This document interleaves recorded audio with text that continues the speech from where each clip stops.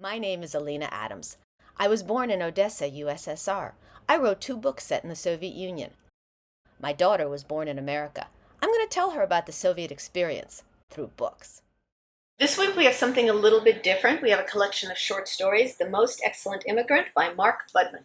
Do these short stories follow the same character, or are they about a similar theme but a lot of different stories? These are a book of interconnected short stories. They don't follow the same character, but it's following the same objective. So we meet a couple of different characters and we get a couple of different perspectives, but it all adds up to be one larger story.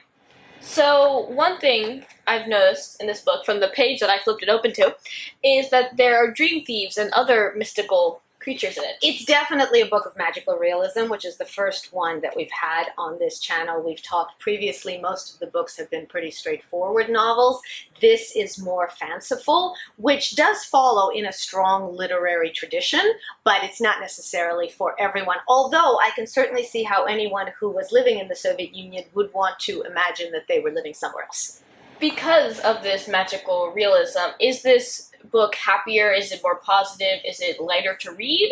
Or is it still the same dark and deeper topics we talked about before?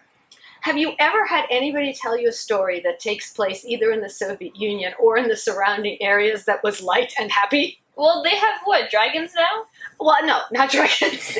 No, dragons are actually more fantasy. This is more magical realism. So I wouldn't say it's any more light and peppy because it's still a book. If it's either set in the Soviet Union or it has characters who are former Soviet characters, you know how Russians go, a lot. Here, you can do that. I love doing that. Yes, so that would be the tone. No matter how much magic and how much realism, there's... Now, would you recommend this book to someone who would like the other books that you've recommended, or is it completely different in vibes, aesthetics, age demographics? Anyone can read anything. Because you remember when you were little and your teacher wouldn't let you read books from the higher level shelf, and I said, I'm a cool mom, I'll let you do it. That's exactly what I said. So I'm a cool mom, and I say anyone can read anything of any age. I don't think this is targeted at any particular demographic. I think it's, if you don't like flights of fancy in otherwise realistic stories, it probably isn't for you. But to be honest, I'm not a big fan of that, but I really did enjoy this book. If this book was a month in the year, what month would it be? Are you serious? No, because I swear, there are some books that you have to read in autumn, and there's some books that are just winter books, you know? No, I don't, but You it's don't? interesting. I don't. Explain. You know how everyone says, Gilmore Girls is like a fall show? Who's everyone and why did you say Everybody, this? the internet.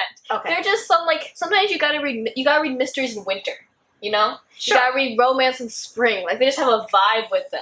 You sense it in your heart, your soul.